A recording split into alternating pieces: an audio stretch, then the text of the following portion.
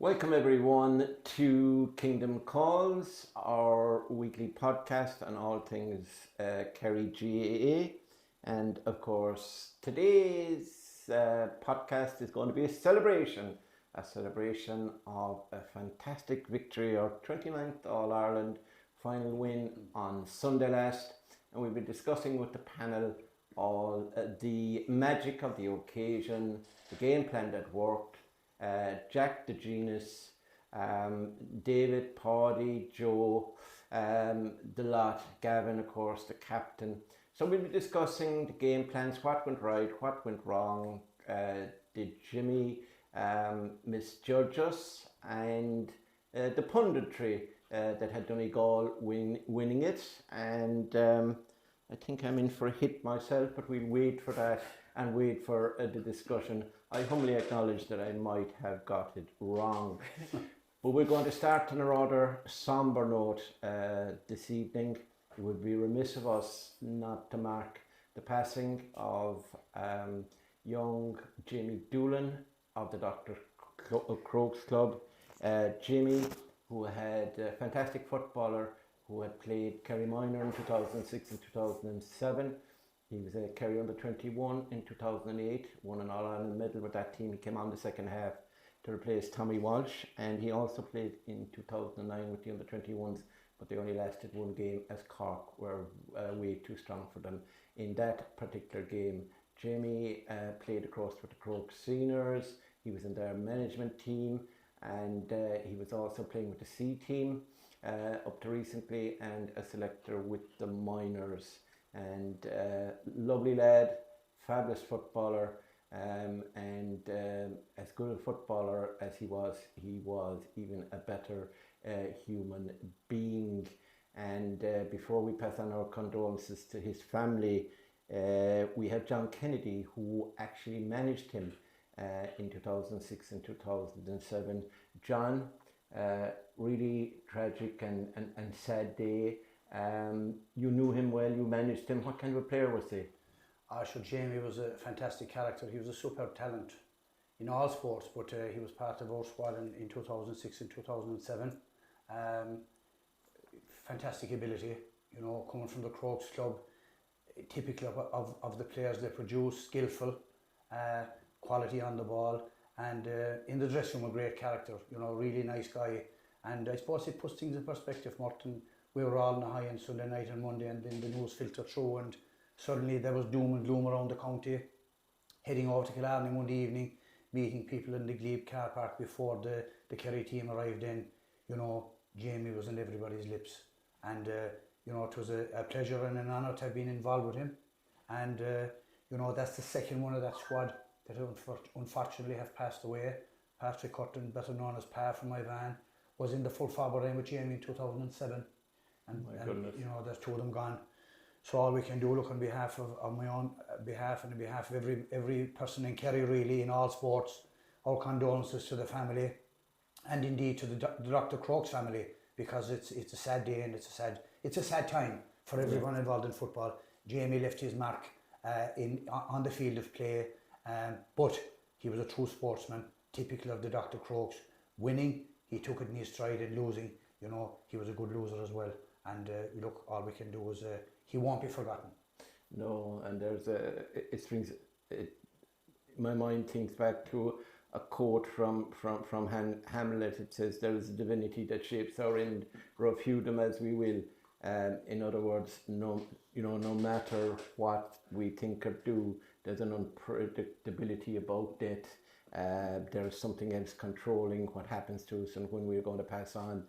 And that's the gist of it. And in this situation, it is safe to say that Jamie passed on to the next life far too young, and our deepest condolences to his family, and in particular to his dad Eddie and his mom Margaret, to his brother Shane, sisters Michelle and Chantel, also missed by his daughter Holly and her mother Leah, grandmother Peg Fennell, and brothers-in-law Michael, and two Michaels actually. Michael Maloney is one, and the other one is Michael Cotter, and sisters-in-law as well, Alina, and all aunts, uncles, and all his friends and family and everyone who know him, and in particular all the members of the Dr.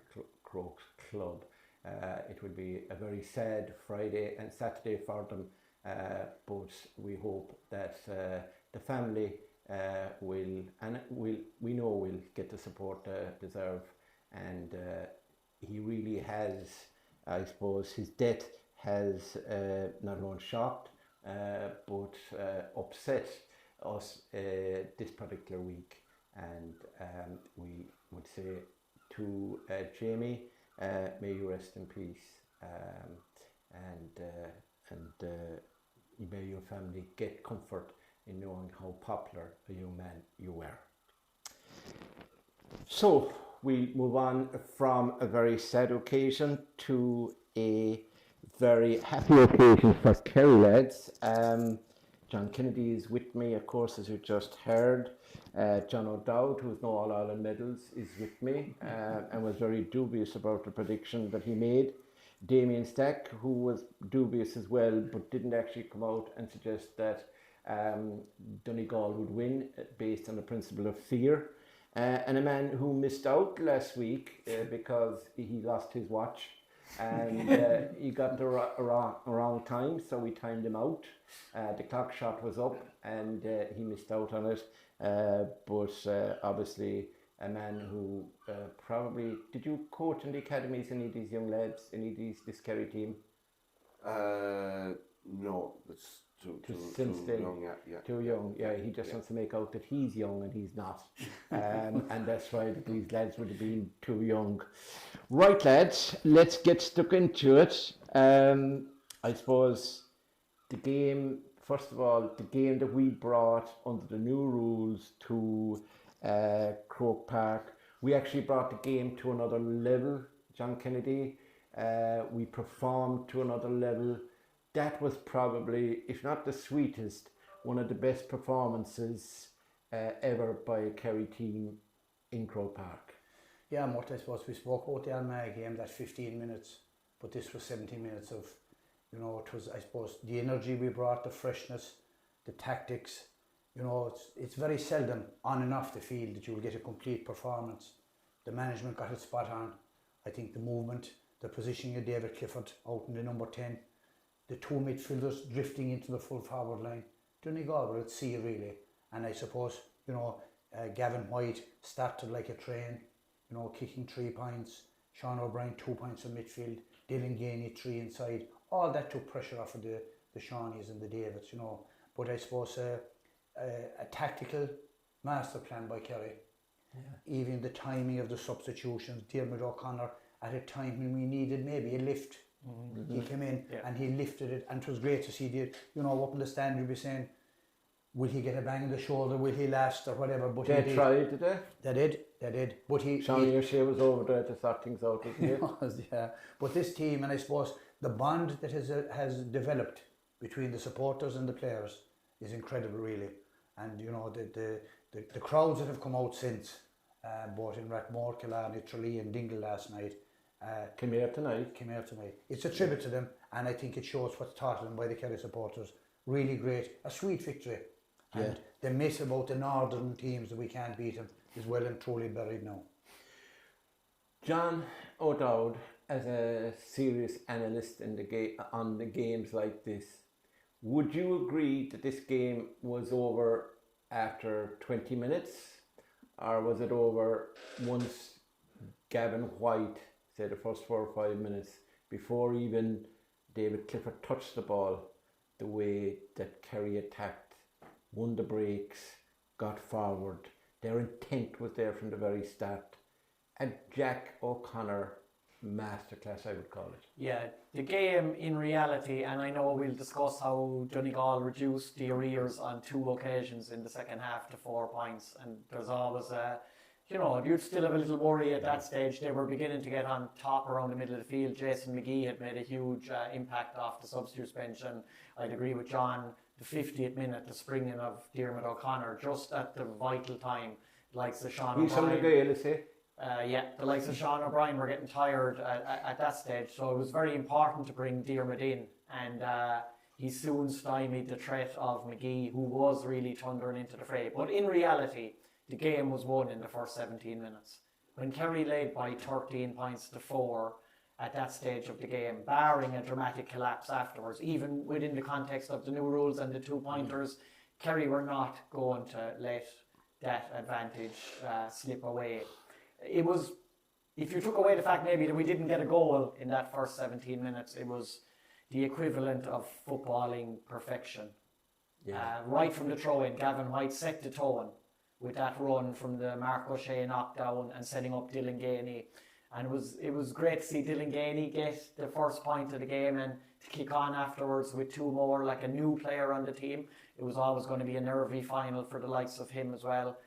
And Sean O'Brien got an early point. He got the second point of the game when Paddy's shot dropped short and he fisted it over the bar. Then Gavin White just took it upon himself, 2 points in a row. We only had 4 kickouts in that first 17 minutes, and Shane Ryan got all 4 of them off. We retained possession. They had 8 kickouts and we won 4 of them. We just really devoured them on the breaks. Joe O'Connor caught a couple of monster fetches. We just dominated possession, and we were so economical in our shooting. We scored 10 of our first 12 shots at the posts. Paddy missed a 2-pointer that just went wide, and Sean O'Shea had a 2-pointer that went straight to Sean Patton. But we even got a score out of that because Dylan Gainey stuck a hand out and made an interception, and David got a point. But I think the biggest thing, and it's only when you look at it afterwards, if you don't consider Sean O'Shea dropping a 40-metre shot short to the keeper as a turnover, the first time we actually lost possession in contact was in the 20th minute of the match, when Brino Bregliuk ran into a 3 or 4 Donegal man sandwich and coughed up the ball. That was the first time that we had lost the ball in contact after 20 minutes of a match, which would tell you that that was a plan to not go into contact in the first place. And when we did, we used the ball brilliantly. We were accurate. We were winning ball. Donegal just had no answer whatsoever. Demo, I tweeted about a few things that kind of indicated to me that maybe Donegal were not on song. Experience, tradition would dictate that Kerry would be more relaxed. And the things that I didn't like about Donegal was too much chat in the build-up about Jimmy. Lazy punditry, I called it. 16 men in the parade instead of 15. The captain is an on-playing summer. McBrearty was in there. Breaking away from the parade is disrespectful. Part of mind games. I don't like it. Jack leaves the huddle before the players, and then they talk among themselves. The captain, I suppose, gives the lead there.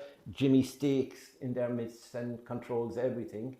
Again, I don't like that. And the system, obviously, that they had, the zonal system, it just didn't work, and they never really tried to change it.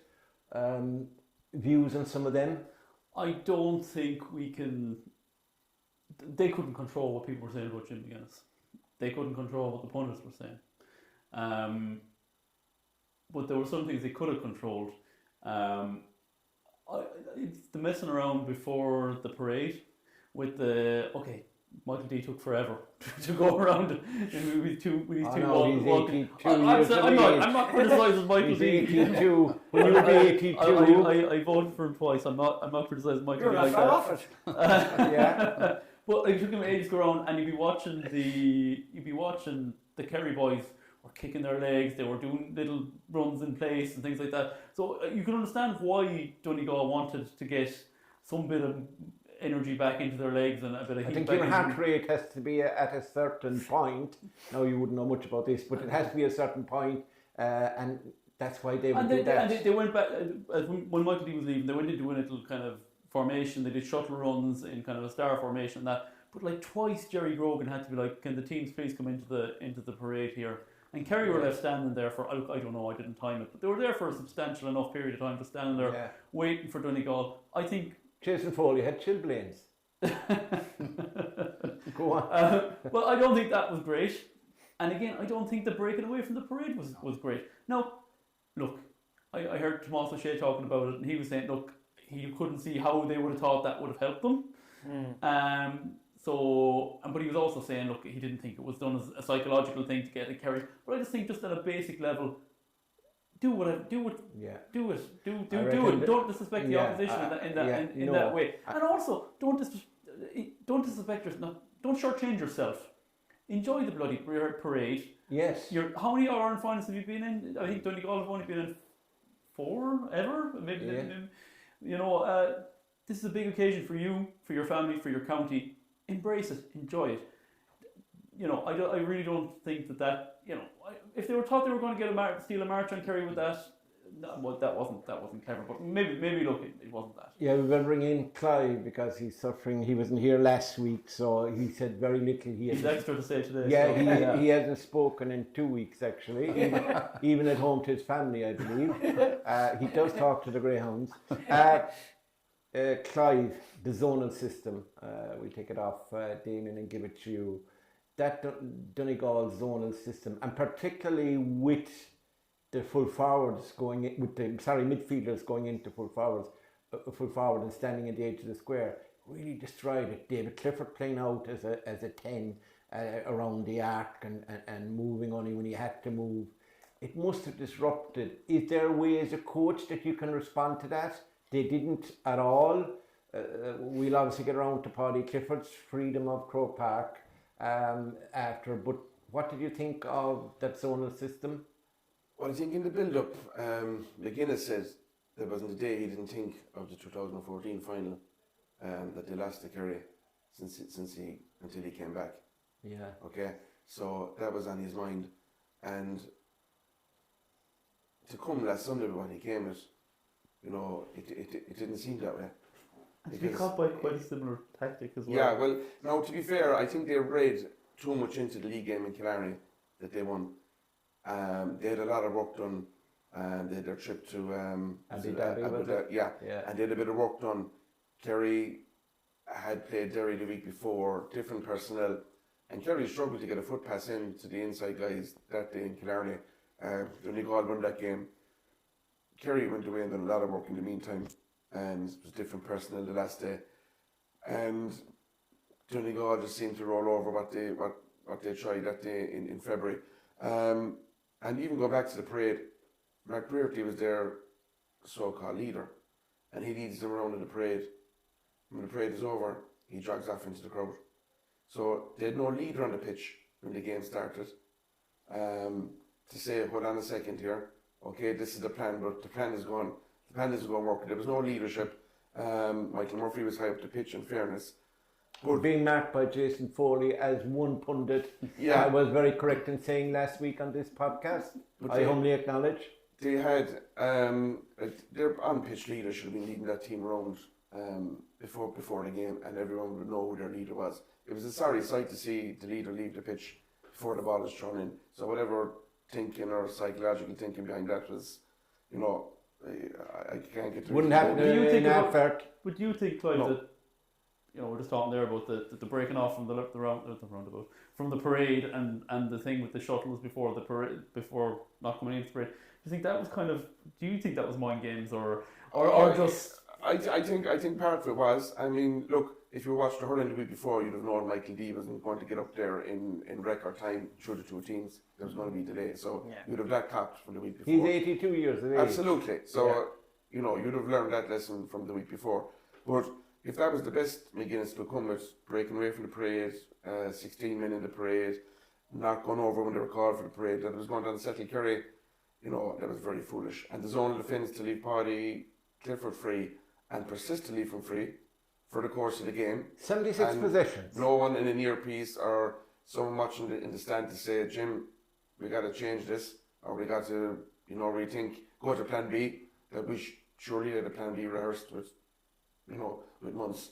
And it was very naive. And I think it's, there's a lot of talk about McGuinness in the build-up and, what he's done for Donegal. And they won in All-Ireland, but, they were blown out of the water on every front. Tactically, psychologically, physically. Even the restart at half time, Gavin White powers through Ryan McHugh. Ryan McHugh was gone. And it was fair. There was nothing. Gavin had the ball. He power passed him. Ryan McHugh's left there, shoulder and bother. He's gone off the pitch. It was, you said it earlier, complete performance. And, very satisfying, I'd imagine, for the management team to get it so right in every way. Yeah. John Kennedy, were you right after they're losing to Meath to write them off completely and said they had no chance of winning the All-Ireland? I didn't, Murt, and I'll be honest with you, some of the criticism afterwards, it hurt. As indeed, we all got that in different levels down the years. And I think that the one thing you can do when you're beaten and when things don't go well and when there is criticism labelled at you is you circle the wagons. You use the experience within the squad. No better man than Jack. And there was one, and I said it a few weeks ago, the Cavan game was crucial. Get us back on track.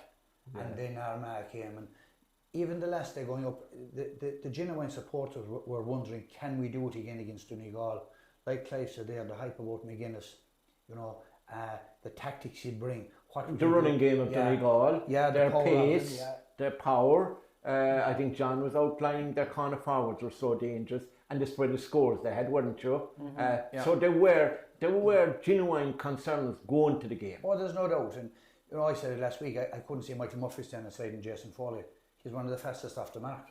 Yeah. And he was like... And they took short kick-outs, and there was no way Muprhy was Foley. He was struggling. He was struggling to get it. And as a GA person, you'd feel sorry looking at him after. It was a sorrowful sight. A man that came back and did an awful lot to get to Donegal to the All-Ireland final. But to see a guy with huge ability and has been an icon of the GA world to be down and, really drained and gutted. Very disappointing. I'd agree with Clive. Leadership.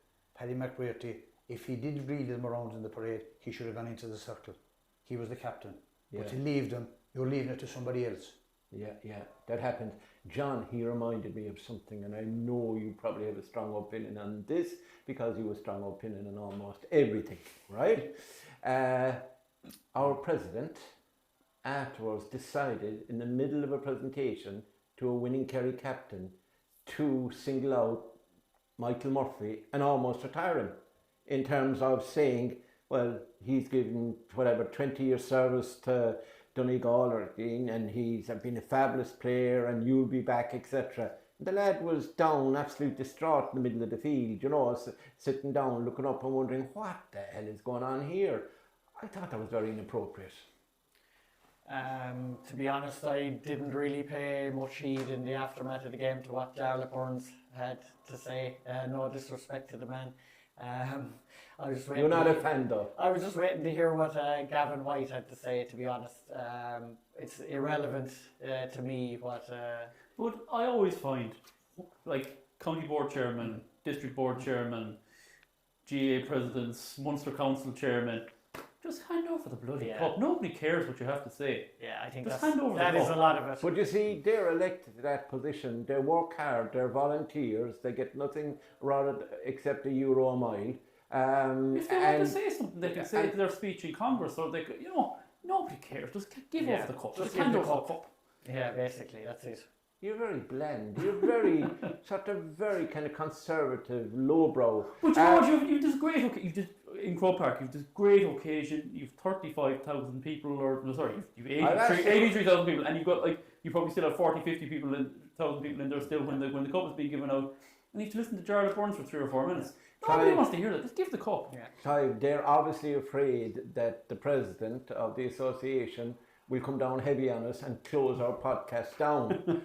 And they won't give a straight answer. Did you think, naming Michael Muprhy in a presentation to the winning captain was appropriate or not? Yes or no? I didn't think it was, no. And to be fair, I'd imagine Michael Muprhy was probably a bit embarrassed by it himself. I mean, he was desolate on the field, hands on his head.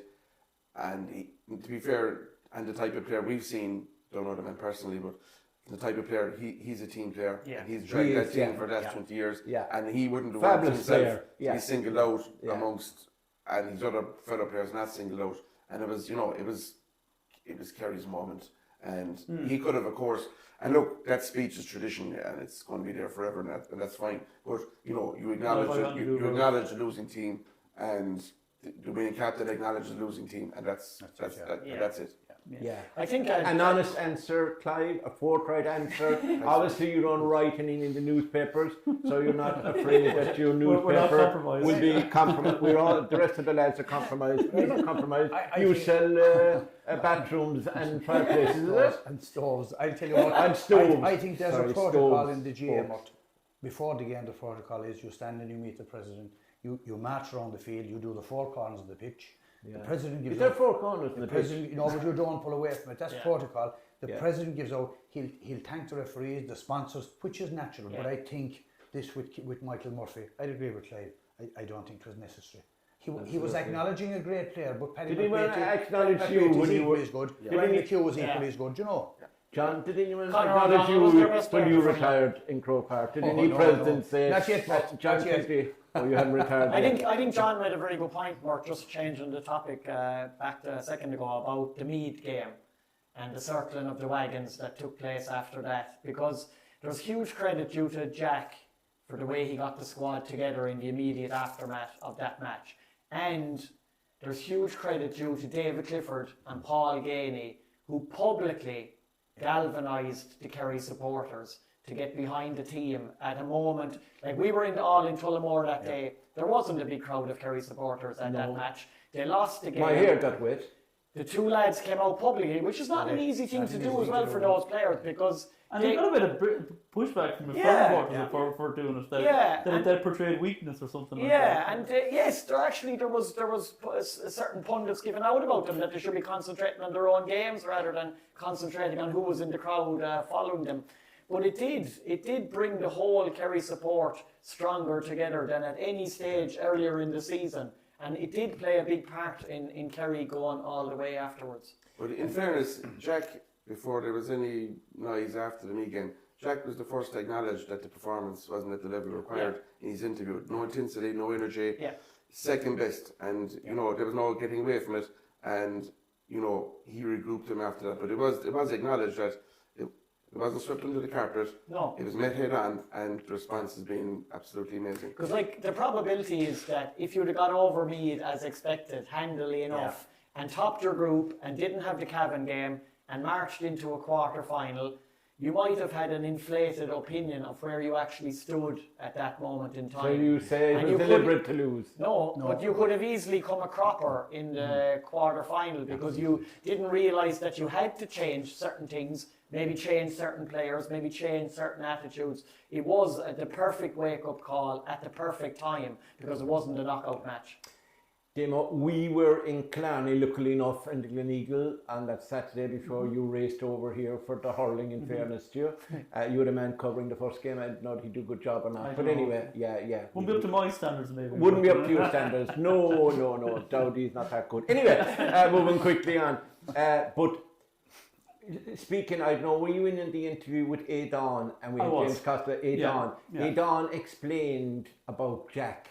Do you remember he was asked a question? I know he asked a question about cranky Jack and laid back Jack, and he said that Jack, when he played under him, was the cranky Jack. Very intense, tense and very, very demanding, and demanding in terms of from the players, and things used to ruffle his feathers probably. But he feels, since he got in with him, that it was different. He delegated, he communicated. A collegiate kind of atmosphere in the backroom team. Yeah, for sure. And he thought that everybody had a function. He was taking the forwards, wasn't it? He gave us a note. Who was he involved with? Was it the goalkeeper? He was involved with somebody anyway, Aidan, and he was saying how Jack had left him to it. And then they all communicated as a group. So it appears not alone were the team united, that Jack spoke about when he came back to Tralee and spoke about since, that he had rarely been with a squad as united and as together these were and backed each other up. But I think the management team was the same. And remember, 12 months ago, Paddy Talley was gone, etc. He had no management team. Yeah. And maybe as well, while it's great, it's good to praise Jack, and Jack deserves the praise, and like everything, the buck stops with him. But I think Cian O'Neill had the man that I recognised. Remember that day down in Kinmare and at the club gig? Were you there that day? Yeah. That's right. He stood up in my way and I couldn't see the players. I was giving out about him until it was pointed out to me that was Dr. Keane O'Neill. That would have been his first game after being appointed to having a look at Kenmare and Dr. Crokes that evening. And that day he told me, Murt, we're going to win the All-Ireland. And I believed him. Go ahead. But like, that's a sign of strength from Jack that he's, you know, I mean, he's got an ego. We've all got an ego. No, he hasn't. But he doesn't. But his ego is not going to stop him from getting the best people in. He's always done that. He's always brought in good people with him. And to bring Keane O'Neill in, and I'd say Keane O'Neill had quite a bit of influence there. Like you can see him on the line. He's quite active. Not maybe just his personality, but Jack on the line is not quite as active as Keane. Yeah. So, you know, and that could rub a certain manager a wrong way. But Jack is the team and winning is the most important thing. And also, you know, we've talked about David Clifford and the zone of defence and him coming out to 10 and coming out very deep. I don't know, like, is it a coincidence that Keane O'Neill was Kerry trainer / selector in 2014? When James O'Donoghue came out. Exactly, and when David did it again on Sunday. So, you know, getting that management team together. And it was interesting, there was an interview with Jack, I don't know, was it in Crow Park or at the hotel, where he was talking about how difficult he kind of felt. It kind of sounded like he felt in kind of a lonesome place when Paddy and Micheál and Diarmid left last year. Yeah, and then he was kind of half concerned about would the same chemistry be there with the new boys, but it clearly has been there. And he basically said that it came that within a few weeks he felt he had a right bunch. And Keane O'Neill was seen to be really getting animated on the sideline with the short kick-outs when they worked. Yeah. And when Shane Ryan sent him short and Michael Murphy didn't make him that plan, and he really was fist pumping at that. So obviously that was a plan that he had devised with Jack. Yeah, and Keane O'Neill, we haven't heard from Keane O'Neill this year, but he spoke briefly on the Sunday game on Sunday night beside Jack, and he made a huge point of thanking Jack for giving him, for giving Dom McGarrett, for giving James Costello, for giving Kyle McCarthy, for giving them the freedom to do what they wanted. To do what they wanted to do on the training pitch. But I think it says a lot about Jack. He delegates. Yeah. He's not afraid to delegate.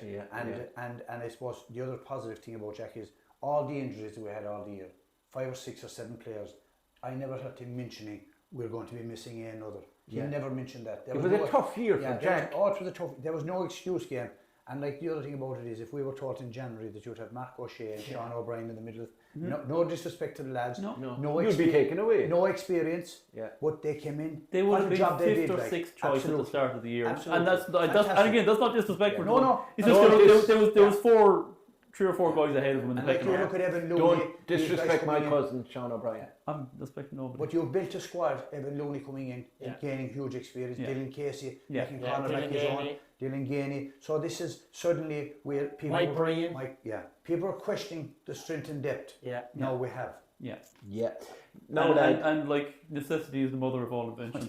You know, so the fact that, you know, we don't want to see anyone getting injured, but it probably helped Kerry, and it probably brought a new energy into the squad this year. We're going to discuss Paddy Clifford now and some of the players who did well. But just before that, as we're on Jack, rather than going back to Jack again, Jack said immediately after in an interview with Adrian Eames that, you know, he was basically thinking of, you know, Bridie had seen him heading away with the bag and the back on Thursday night, and that was a sign that maybe it was time that he should step down. He's been around over 3 decades or 3 decades, or he was there as a selector in 97 with Paddy, etc. So he's been a long time involved.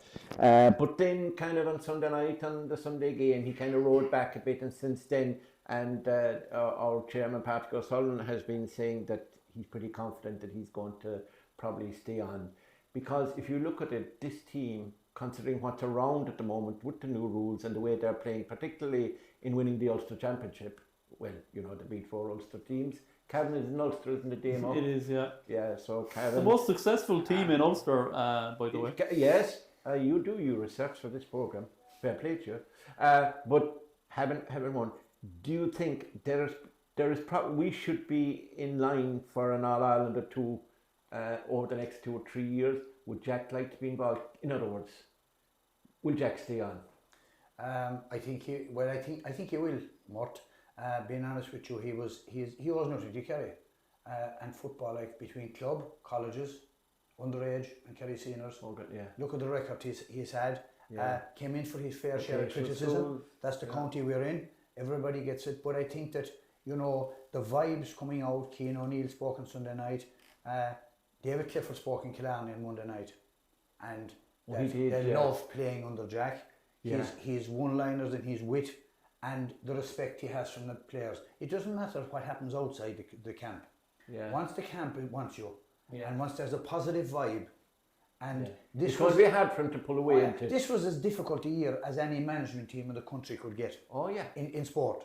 And they came out at the right side, and attributed not alone to Jack, but to the rest of the lads you mentioned there, Aidan and Cian and all these guys. No, John, fantastic. No, John, he might want to play a bit of golf, right? Like President Trump. But he doesn't own a golf course, by the way, but he's membership, all right. He might want to drink a pint or two with Gary O'Sullivan in the moorings, but I can assure you, I walk the dog up the mountain or into the woods. But I would think that Jack, he told us, do you remember one of the first interviews, we asked him why is he so laid back, and he was saying, look, when I was involved before, I was teaching, there was a lot of pressure, driving, etc. Now he's retired, and it's in his blood. Like, he's football mad, he's obsessed by it, and very successfully so. Would you think that, he's going to have time in his hands, he's not working anywhere? Do you think that he might take another term? I think so. It'll be left up to Jack 100% anyway. It will be his call either way. In a way, this is the perfect time to go, because you've just won the All Ireland and you're on top of the tree, and the only way from the top of the tree again is down. But on the other hand, as you say, to the Californian whatever it is, way up. As you say, there is an opportunity as well that this team hasn't peaked yet. And maybe people will say that Sunday was a peak in a consistent team performance. Paudie Clifford said, even though we won the All-Ireland in 2022, this is the very first time that we've played for 70 minutes as a team ever. So that would indicate that it can get better. And there's a lot of good young players coming through the system. There's players back. There's players currently injured that could play no part at the weekend who will be back for next year. There could be fellas who might decide to come back from Australia. We don't know what's going to happen in the rest of this year as well. There'll obviously be another nugget or two unearthed in the county championship over the next couple of months as well. I think if the players really want Jack to stay, I don't think he will go. Yeah. Is your gut feeling that he will stay, Damian? Yeah, I think so, because of, there's, I'm not going to say low-hanging fruit, but Kerry look best placed to kick on. There are other counties that are coming, but they're not there yet. Kerry are there now. Armagh going to challenge Donegal. Will bounce back from this. Dublin. Tyrone have the best young players. But for the next couple of years, there's like a 2 or 3 year cycle there where you're thinking, or gap where you're thinking, Kerry are going to be probably the best team in the country each of those years. That doesn't mean they're going to win 3 in a row. Doesn't mean they're going to win the All Ireland next year. Yeah. But there are All Irelands there potentially to be won. And if you're Jack O'Connor and you're on 5 and Miko's on 8 and you're thinking, it's not insurmountable that Jack gets to 8 All-Irelands. And you've got to remember as well, Jack has always done these 3 or 4 years, step back, come back. But Jack, he probably won't thank us for that, but he's in his mid-60s now. Yeah. If he steps away now, it's probably the end. It's probably the end. Does he want it? Does it want to be the end? The President of Ireland is 82 and he got 2 sessions. There's no reason why Jack couldn't come back again. He's only 65. Well, he might even be 65. But the thing he is, could be 64. But fair enough, right? Say he does come back when he's in 5 years when he's 70. But that'll be a rebuilding phase of a new team. Yeah. He's got a team there now that is primed to win. Yeah. And I think he's got a team in the squad there now who want him. Yeah. As you said. If the dressing room wants you, it's very hard. He's got a management team that's humming. and Absolutely he humming. Can delegate to them. And I don't think he wanted to see the boys go last year. They went on their own. But that freshening up probably did no harm either. And he's got that, it is like a new management team. It is like and for a guy who is involved in county teams, I think for 30 years since he's been involved in 21 teams in the early 90s, he keeps it fresh. There's no, he's not old. He's old school, but he's not. He's a combination of old school and new school. Yeah. He's adapted so well. Yeah. And he's a player's man. And I think it was Micheál Quirk. We asked him about this before the 22 or possibly 23 final, and he said but that just Jack can relate to these guys. Yeah, David said as the other night as well. Clive will probably indicate now, the way that Jack stood up for the players after the defeat against Meath and after the criticism that they received over the next 7 days. He threw nobody under the bus. No way. That would have put the players even more with him. Because he circled the wagons, as John said earlier. He brought them all into a backs to the wall. This is us against the world scenario. And then David and Paul Ganey got the supporters together to build a stronger foundation of backs to the wall effort. And it all came together over Armagh, Tyrone and Donegal. And I think it is fair to say it's the best All-Ireland we've won. In the circumstances, considering a brand new management, considering all the injury problems to key players, considering the hammering by Meath, and considering the 3 teams that we had to beat in the last 3 matches. Back to back Ulster champions, All-Ireland champions 2 years ago, All-Ireland champions last year. Yeah. Incredible. I think there were special ones. There was one before I was born, or possibly the year I was born, 1955, when we beat the Dubs, and 75. There were 2 special ones, but I think this is very, very special because who we beat. Clive, should Jack stay, or are you throwing your hat into the ring? No, I think he's in prime position now to stay, and the boys are. Would you give him 2 years or 3 years? I think he's up to himself. I think he can call it. The only thing I'd say, if he has his mind definitely made up, if he's tired and wants to prior to the game, and I don't think. He gives the boys the week before. He doesn't. If he was going to, he wouldn't announce it to dampen the week. But that's the only way. I mean, the boys are going to be hungry for more medals. David, Shawnee, all these guys had 1 medal into last Sunday.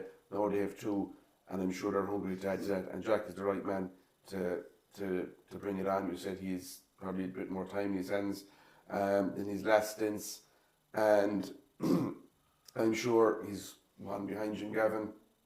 Yeah, Jim Gavin is 6. Yeah, he'd like to. And there is a potential that we are going to pick up a few more. We could back to back. He's back to back, and he has a chairman as well who will fully support him and want him to be there. Right, Patrick. Has picked him a few times, hasn't he? He might have picked them but he was chairman when he won the All Ireland 22. 22. Yeah, and I think if the players. You have the players want you. I don't think there'll be any question. I think he will stay. And isn't it phenomenal that every time he's won the 5 All Irelands, he's won the 5 national leagues as well. And if you go back to February and March, there would have been plenty of Kerry people giving out and saying, this fella and that fella shouldn't be playing in the league. We shouldn't be picking that strong a team. And these new lads, I'm sure who cares if we get relegated? It won't have any influence on the championship. And then he comes around and he lifts every trophy. But there was other people saying the opposite, saying, why are we playing these and not playing our strongest team? Why are we resting David Clifford? We need to stay in Division 1. And going into the last day, we could be relegated. I know. Like, was that a sign? The fact that he's won the All Ireland every year, he's won the league. Yeah, it's incredible. But I'd always be kind of like thinking, just don't be worrying about the league and play if you are. And I'm not convinced that I'm 100% wrong in that, even though the evidence is there. Are you into Pishogues? Because Jack denies that he is, but I'm convinced he is. Because I met Jack downtown one day, and there was a ladder in our way. He was on the other side of the ladder. Maybe he was trying to avoid me, but he wouldn't walk. I walked under the ladder, and he walked to the other side of the ladder. I think it was you rather than the ladder. Right. Okay. In fairness, if you go back to his first All Ireland in 2004, the final, he pulls a rabbit out of the hat in John Crowley. Yeah. It starts him because, and on the basis that the Mayo defenders wouldn't have faced that type of ball in training, and Kerry just horse-slang ball into John Crowley. He's physically too powerful. Yeah, and the game is over at half time. The last day, tactical master plan again. There's always, you know, we're on there about shoving the two midfielders into the square. Sean McGuinness was the coming with, like, Jack has seen them all off from in the last 21 years. Yeah. You know, you'd have liked to see him come up against maybe Jim Gavin to see.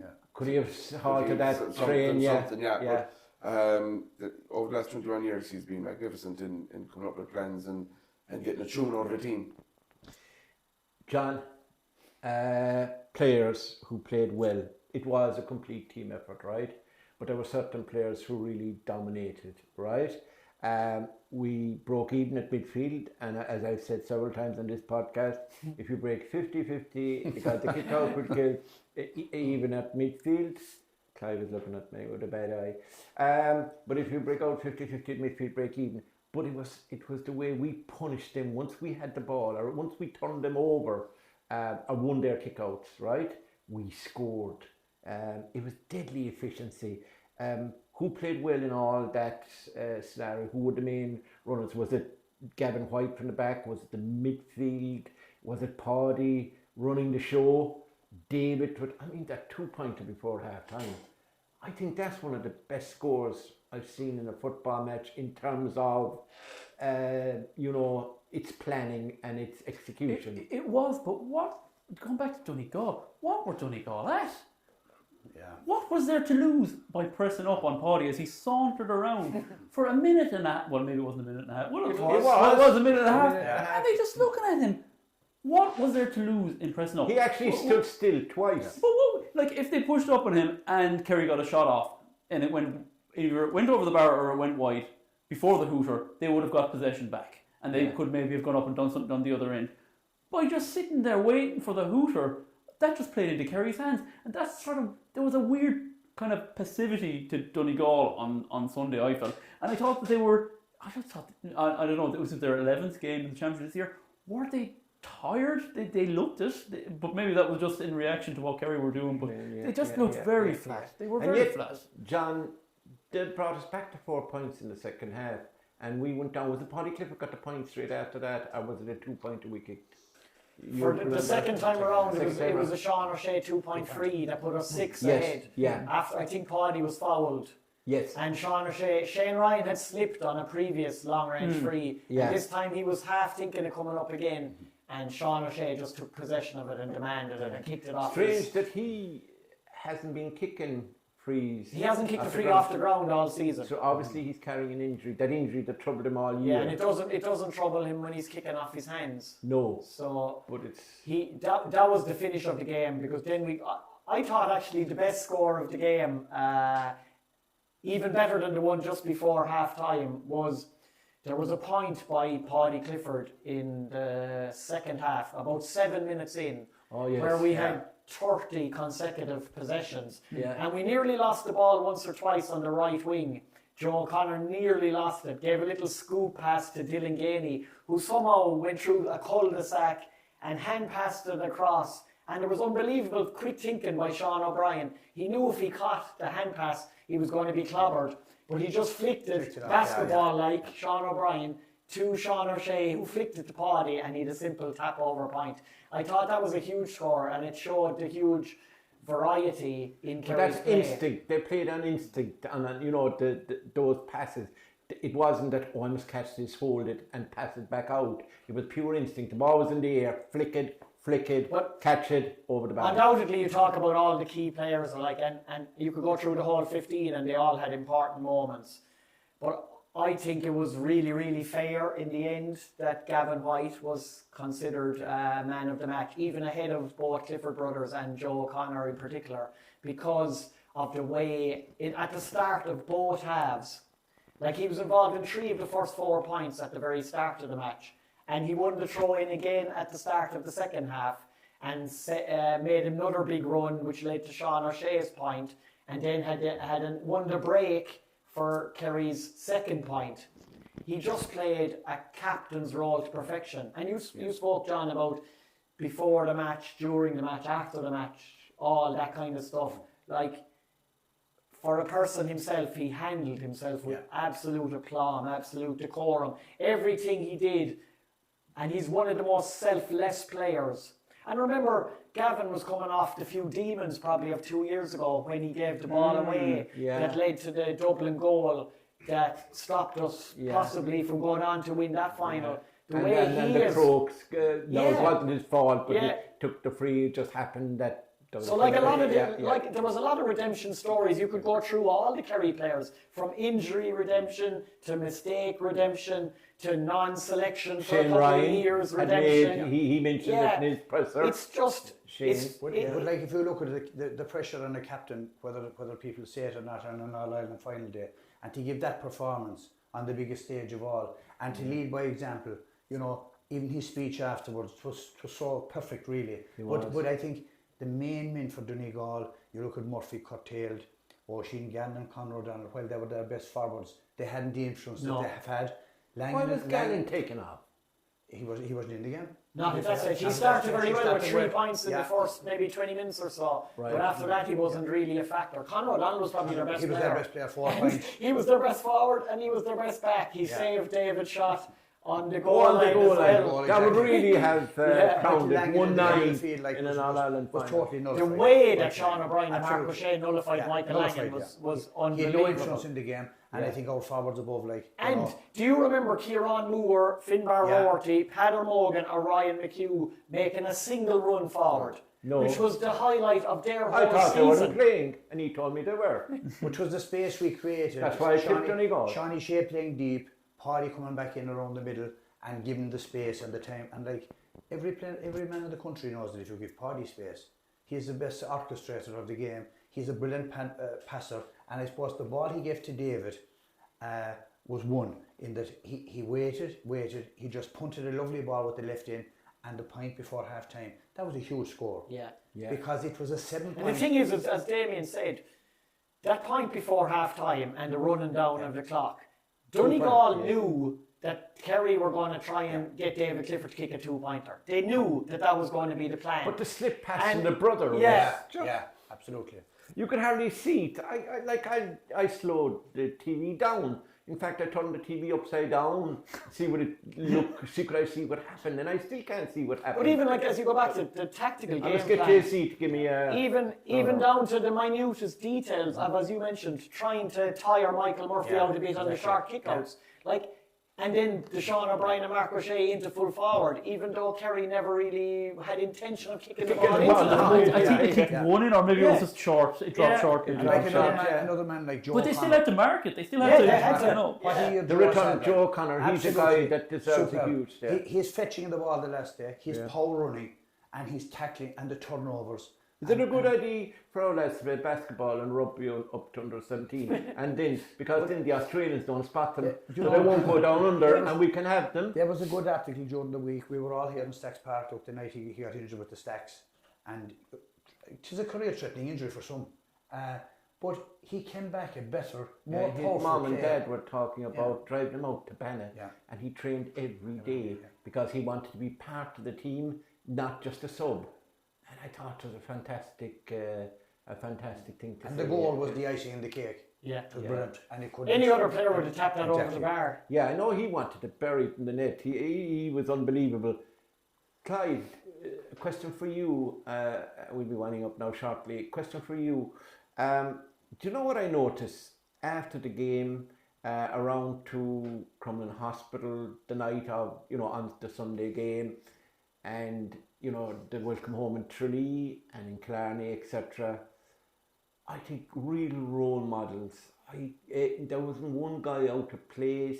Every guy was focused as if they were still in the game mode, signing autographs, taking pics with the people, making sure that the supporters are rewarded for the support that they gave them. I thought of homecomings. I thought this was one special homecoming because of the players and the management. Yeah, I think it's probably a generational thing now. A lot of teams, the scene is different. Yeah, I suppose. And you have no minors either coming with them, like you said before. The days of fellas, going Tonto and listening for a couple of days.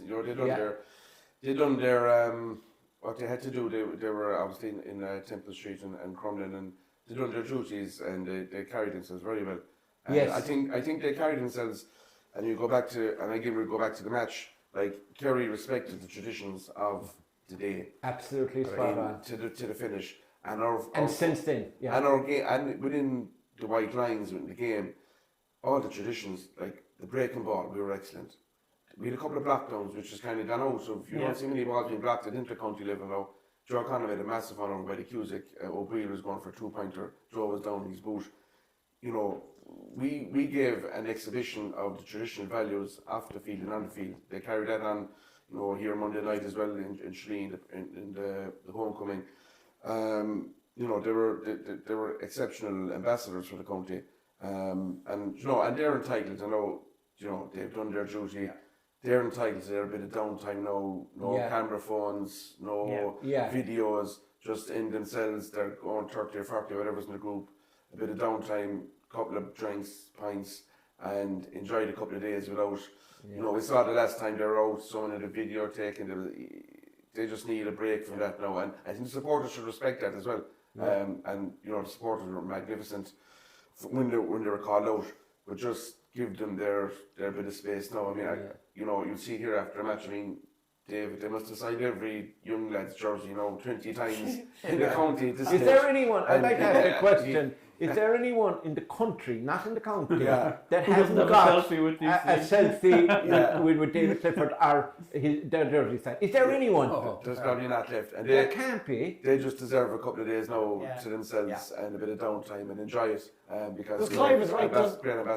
They have no break. No. Like this is Wednesday. We're talking in 9 days' time on the Friday night. Dr. Crokes are playing Spa in the first game in the Senior Club Championship. Yeah. That's all they have now. They've basically a week to have a break. Well, they'll be back training probably next Tuesday or Wednesday with their clubs, but they have from tonight maybe to this night week of a break, and they should be allowed to have that. But it's not really God, it is hardcore, isn't it? You know? Yeah, but it is. They're straight into the club. Yeah, it's madness. It's something we'll discuss on another. But these guys live like professionals anyway. Footballer of the year. Speaking about David, footballer of the year. I mentioned it. The interview on Sunday night with Paddy and David. It was hilarious. It was the most natural. Yeah. It's the same as they were home in the sitting room talking together, and one would look at the other, but so natural, nothing put on.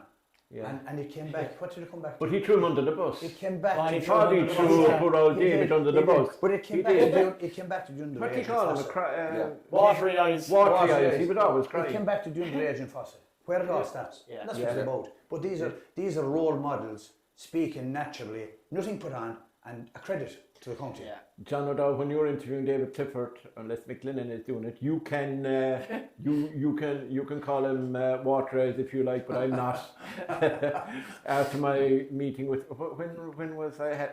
The Fog in Rathmore in Mallow when they won the final in Mallow. Oh yes, so you wanted to cancel. I wanted to cancel because of the danger to the road. So when I went up to have say hello to him, etc., he said, "Hey, you." I won't say hello to you at all. He said, "You wanted the game called off." You wanted the game called off. So yeah, I know I want to. Although I fancy his dog Solo and Go with Shane Enright is involved with it and Paddy. They have a dog running in a big race. Is he a semi-final in Shelburne Park? He's semi-final in Shelburne Park, but there's Liam Dowling who trains that dog, but he's another fella who's very good as well. A couple of them there. So.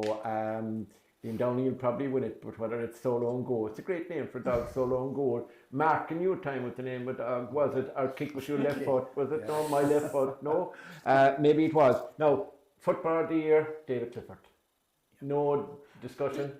There is no discussion, but any other year it'd be Joe O'Connor. But it's just Clifford's just ridiculous. Yeah. And there's been Joe O'Connor is a deserving number 2. But there's been a discussion. There's been a discussion lately. Should David have got man of the match against Tyrone, and should he have got man of the match? Maybe, but we do judge him by ridiculously high standards. And I suppose there's nobody else in the running in any other county. Well, no. I think what they should do. That level. No. Michael Murphy was talked up as one even before the final. But what they should do really is have a man of the match for David Clifford, and then have another man of the match for everybody else. Yeah, for everybody else. David Clifford was. I think Gavin White was the man of the match, and I don't disagree with that. but I think David Clifford probably gave the best performance in Croke Park on Sunday. So you judge against your principles again. You do just judge, to be popular in your newspaper. That's true. Yeah, I always do that. Yeah, but that's just the level. We do judge him differently, which is maybe not fair, but that's how good he is. I got 4 seconds, but we'll make it 5 or 6 minutes. 8 goals and 62 points in 9 championship matches. That is the footballer of the year beyond question. Absolutely, no doubt about that. We'll believe you for once. Now, All-Stars. How many All-Stars will Kerry get? We're not going to go through the other All-Stars, or we're not going to pick a team at the championship. We might do it next week with the hurling, we'll see, but we don't have time now this evening. You would fancy us to get at least 7 anyway. 7. So we get Shane Ryan, we get Jason Foley, we get Gavin Foy. That's 3. We get Joe O'Connor 4. Don't say not yet. I'm saying certs. We get 2 Cliffords and Joe O'Connor, Sean O'Shea and the 2 Cliffords. That's 7, isn't it? There's a chance. Greeno Begley must have a very good chance. He'd be lucky if he doesn't get one. Yeah. But there are a number of candidates for that position. I would say no more than that. No. That's what we're going to get. So lads, enjoyed the run. We looked like we were going to lose in Cork, and Joe O'Connor stepped in. My footballer of the year. No, he's not. I have to give it to David. Joe's number 2. And saved us that evening. We went on to win. That's amazing, actually. You mentioned that night. That was such a, and I suppose it sums up the whole football championship in a nutshell, and the new rules. Paddy was sent off. What happened that night? That was a fantastic game of football. Paddy was sent off, was it? Paddy was sent off. For nothing. Unlucky. Did we get somebody injured in that game? Paul Gainey. He's been really unfortunate. Yeah. That was the second day, I think, was it? That was the second day Paul Gainey got hurt. The day we had 3 injuries on the second time down in Park. We Barry Dan as well, and another man who we feel very sorry for this week. Absolutely, Tom O'Sullivan, players that missed out on the final who would have been certain to play a part. But it's great. We have so many young fellas coming up that were part of that. Young Tomas Kennedy from Strand Road, Eddie Healy was in there. From the under-20 team alone, there's 3 or 4, maybe 5 lads. So if they're added to the mix, get a bit of time during the league, they'll be lads, maybe not for the coming year. Well, Tomas Kennedy might be in 2026, but down the line, they're really, we have a line coming, an assembly line with players on it. They're quite capable. Big question and final question. Is there anyone likely to step away? That's a hospital pass. But I'm asking you because I know you're not popular in Donegal. No, Paul Gainey won't go. I wouldn't say. Paul Murphy. Why should he? He was very good on Sunday. He was, but he just had a second child, so maybe that might be a factor. Ty Morley seems to have slipped down the pecking order. He's about 33, 34. He's a primary teacher. He's loads of holidays. Maybe he might. But does he, at this stage of his career, does he want to be staying on for 2-minute cameos at the ends of games? Other than that, I can't see anyone. Yeah. No, we're the right age, aren't we, to do... Clive, do you think we'll do 4 in a row? We're trying to do 2 in a row first, then. Yeah. Damo, do you think we'll do 5 in a row? No, like Clive, 2. I'd be happy with 2. Do you think we could do 6 like Dublin? Let's take it one game at a time. John, like back in your day, you won 8. Well, you were in 3, and there was 8 All-Ireland medals won that stage from 75 to 86. Can this team go on and do that? I think the back-to-back is the first step, and if we do that, it gains momentum. Yeah. And guys come in, and like they said, I think John said earlier on, 1 or 2 guys in Australia may come back. The injury is right. Suddenly you have a squad that's really competitive. That 26 is going to be so difficult to get into. Not mind the 15. And that's what it's all about. Mark O'Shea and Sean O'Brien are not going anywhere in a hurry. Exactly. Look at how unlucky Conor Gainey was in particular on Sunday. He started the quarter-final against Armagh. And then on Sunday he wasn't in the 26 for the actual final. It just showed the level of competition. Do you know something which is what I thought of there? Mark O'Shea's elevation to the Kerry senior football team now could be good news to the Kerry ladies, because it could mean that his girlfriend Ciara Murphy, who took a year out when she had some studies and things to do, and they were going to go travelling with. She was going to travelling with Mark, but Mark got on the Kerry team, and that ended that adventure. and now with Mark will be wanted by Kerry and by Jack. See, Jack is back in by me. He actually dismissed him. But Jack will be in with Jack again next year. So Ciara could be back in with Mark Burke. So it could be a double whammy for Kerry. We could be winning the ladies back again with some of the players back, and the men could win as well. And to finish, Murt, on a really feel-good note, wasn't it great to see Micheál Burns come back and play such a big part in the panel this year? What a bubbly character, what a lovely lad. And it just showed great credit to him and great credit to Jack. Either could have been stubborn in the circumstances. They buried the hatchet. To see him and the impact he made in particular against Armagh when he came on and kicked 2 points and was like a man possessed. It's great to see him get his All-Ireland medal now at the end of it. Talking about axes and hatchets and things, you know, when you think back of Jimmy Darcy, what he said long ago about how to mark David Clifford, and he thought the only thing was to steal into his house late at night and attack him with an axe. It wasn't far wrong. And you know something, he has been, you know, he's been proven right in his insanity and madness, Jimmy, you know, he has been proven right, to be fair. So lads, it's been a pleasure being the host of this Kingdom Calls podcast for the national scene. That's the first half of the season, the split season. So whether we're back now for the football or not, we'll see. We're certainly going to do hurling, and we'll be doing the hurling as well now soon. And we'll be also doing a review of the hurling. So we might be back for the football later on. So keep watching Kingdom Calls. My thanks to John Kennedy. Thanks, you've been a real soldier and warrior, moving from radio to TV to opening of creches and things like that, and etc. And you know that the money you get here is big. Thanks, Murt. Appreciate it. The frozen turkey is coming at Christmas, by the way. And just Murt as well, just the first Sam Maguire one since the passings of legends like Micheál Muprhy, Mick O'Dwyer and Johnny Cullity. Johnny in particular was very, very close to Jack. He mentioned it. And I think Jack will be thinking of him a lot this week. He will, yeah. Well said, John, and thanks to you as well, John. Thanks, Damian. You, after your nuptials, you really played a blinder. You wouldn't do much before that. But now you found interest, but maybe when the singer arrives, we might see less of you, but hopefully not. And to Clive, we'll always see you. You're from the Rogues Gallery. If we don't meet you here, we can find you in the Sportsfield Bar. That's very harsh. But you do have an occasional pint there, don't you?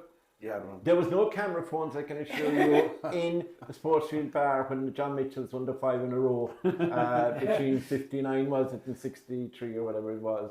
Yeah. So that's the time his uncles Derry and Tommy O'Shea. We wish Clive and Ardfert the very best of luck in the Junior Premier, and John with Asti in the County Novice. And we wish Tarbert all the best in the, is it Novice? What year? Junior. Junior, sorry, I get mixed up.